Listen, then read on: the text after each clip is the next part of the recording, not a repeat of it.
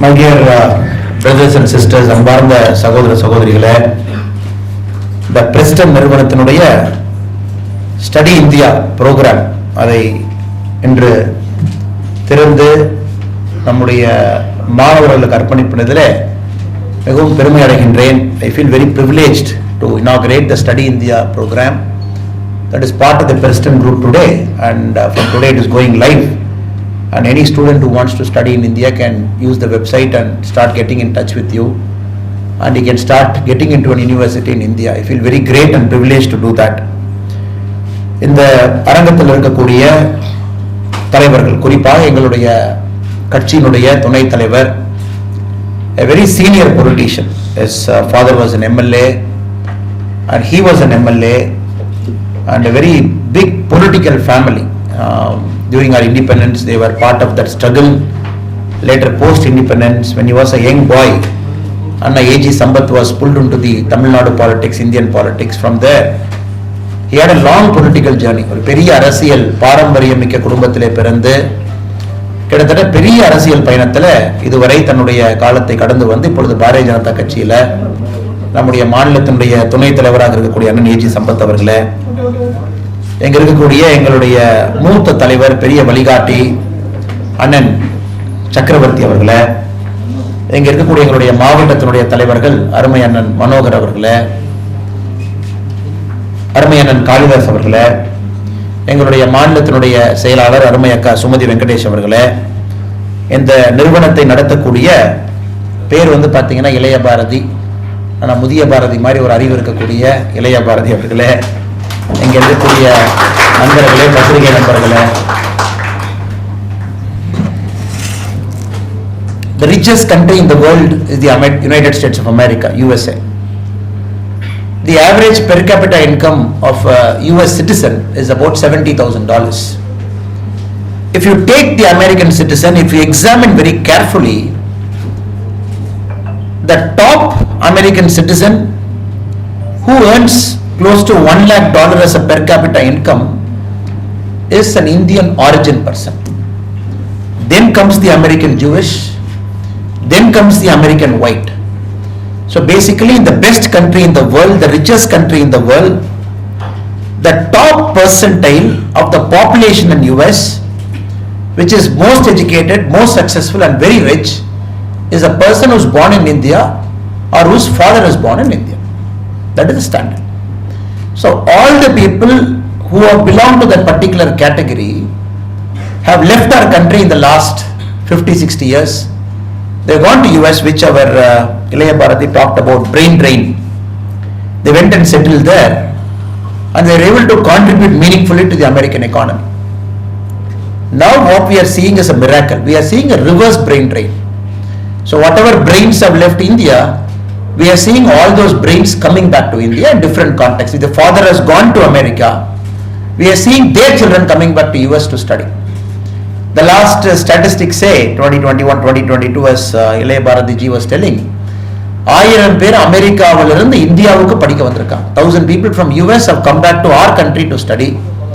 From Australia, 600 people, Australians are studying in India. Likewise, many countries.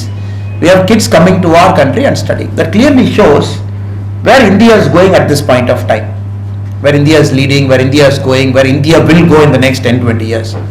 We have the world's most competitive examinations in our country, the world's most competitive universities in our country, the world's best universities in our country. We have some of the best because we had a history. We had the Taxila and the Nalanda universities in our country, which were attracting the world's the best and the brightest.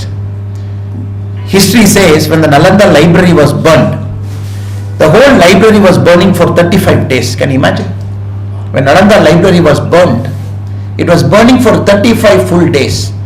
Only 2 libraries in the world can be equated. The Library of Alexandria, when it was burned many centuries back, and the Library of Nalanda. That kind of books we had. Nalanda had a course about surgery. Nalanda had a course about creating doctors, the best physicians in the world. Nalanda had a course, one of the best, about astronomy. So our universities, the old universities in the Bharat, many years back, it was catering to all segments of the world's population which was able to give a holistic education to the whole world. Now, probably after many centuries, we are getting into that position again, where our universities are standing as a beacon of light to the world, where we are producing well-rounded individuals who are very spiritually connected, who have got the exposure in life that not any American universities can give at this point of time. And more importantly, all these universities are part of India's growth story now. India in 2023, we are at about $3.2 trillion economy. We are probably the 5th largest in the world. There is America above us, China above us, there is Germany above us, then there is Japan above us, then the 5th largest country. In about 4 years, we will overtake Germany and Japan, meaning we will go to 3 in about 4 years, meaning we will be about $8.59 trillion economy by about 2027, 2028 max. Then we have China above us, we have Americans above us. Then our Prime Minister is very determined. By 2047, when this Amrit Kal is getting over, Amrit Kal is 2022 to 2047, the 25 years, probably the best of India's time. By 2047, when we hit there, India should be the #1 country in the world, overtaking both the Americans and the Chinese by 2047 in our lifetime, because he was mentioning the average age in this room is about 25. By the time you become about 45, 46, 47, when you have kids who go to school, probably will be the richest country in the world. America is about $60,000-$70,000. Estimates say by 2047, when we attain that position, we will be crossing 1 lakh crore. $1 lakh, meaning we will be crossing about 80 lakh rupee per capita income of a single individual in India. That is a dream. Next 25 years, we will be going through that journey. In that journey, Study India will be playing an integral part. And you will be playing an integral part. And everybody in this room will be playing an integral part. Because we have to understand, sir, we will have big companies, global companies. You cannot become the world's #1 economy by having small mid-sized companies. You will have billion-dollar companies, trillion-dollar companies. And this company will be giving employment to 10,000, 50,000, 1 lakh, 2 lakh, 10 lakh, 20 lakh people. Not only to Indians, to all parts of the world, they have to come in India, study and work for India to become the world's #1 economy. This is a simple key. So I'm very happy, right time, right place, you have started the business. The basic idea of a business, more important is, more than the idea, it is the timing of that idea. If the idea is 10 years before, idea might not work. If the idea is 10 years later, the idea might not work. So this idea is needed exactly at this point of time, when India is just taking off, when the new education policy is completely reimagining the state of Indian education. At the right time, Study India program we have started. So it will take some time, 1-2 years, it will be a struggle, we all know. Small businesses, you have to go through that struggle. And the joy of business is going through that struggle as a team. The joy of business is you all should go through that struggle as a team. 200 clients, 500 clients, 1,000 clients. Moment you get 5,000 clients, then it will become 10,000 in 1 year, 50,000 in 2nd year, 3 lakh in 3rd year. That's a matter of time. So you are at the right place, right time, especially when our education sector is getting disturbed in a big way, mainly by the new education policy, by the quality of universities, the quality of talent we are producing. Very soon, I am sure by 2035, probably India might become the knowledge capital of the world. It's a matter of time. Because no other universities can give the exposure an Indian university can give. Nobody can give an exposure. Only Indian university can give an exposure. No Europeans can give you, no Americans can give you, no Japanese can give you, nobody can give you. So I wish the whole team the great success, and let you all go through that joy of pain, joy of struggle in the next 1-2 years, and be together as a team, because this is more important. This is more like a boat, and the left side and the right side, both the oarsmen have to pull the boat together. There has to be a lot of synchronization to it, and a lot of symmetry to it, and a lot of alignment to it. So I hope and pray to the Almighty that you will stick together as a team.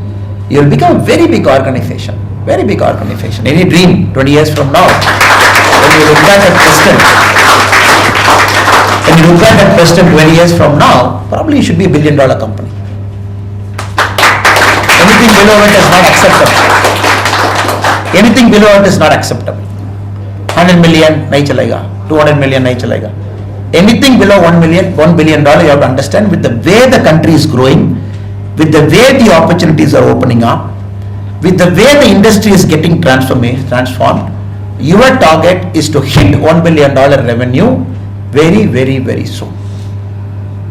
You might be a little bit, what to say, thinking in your mind, is it possible, is giving a big number, a big target, is it achievable? No, it is 100% achievable. And the metric is not because you wanted to earn money. The metric is there because only if that many students come into India, you will have that many revenue. So the reason for $1 billion is lakhs and crores of students from other parts of the world should get into India, study in our university. Once they study in our university, that person will always carry India in a part of his heart. That is what I do. Why America gives scholarship? Why America gives fellowship? Because once you go there, study and come back, you will carry a part of America in your heart. You will always be a spokesperson for the Americans. So likewise, to become a geopolitical cultural superpower, all those kids who come here study, whether they work in India or they go outside India, they should carry a part of India in their heart. So you are playing a noble role for that. So I wish Ilaya Bharati brother and all the kids who are assembled here, because you are 25 years average, I don't know what to call you. I can't call you as brothers and sisters, you will get angry because I know you are from a different generation. And you have just crossed that adult and probably not yet fully, we can't call you fully brother. Brother is 35, bro they say, 35 is bro, 25 is not even bro, you are still very young. That's what I'm trying to convey, you are still very, very young. So I hope together you will make this as a team. My sincere apologies, I should have come last week, but something kept me tied up somewhere. I couldn't come, so my apologies to Bharati brother again and to his family again. I think we all will be here. I'm also just before you in terms of age. I'm 10 years ahead of you, and I'll also be waiting and watching what you are doing, where the company is growing. 5 years from now, where are you? 10 years from now, where are you? 15 years from now, where are you? I'll be keeping a mark on this company. So the faster you hit $1 billion in your lifetime, then probably I'll keep my eyes out of this company. Till then, I'll be watching very carefully what you're doing. So with this, I wish all of you the very best. And all the friends who have assembled here, I wish them the very best also. And the leaders who are on the stage, I wish them the very best. Thank you so much.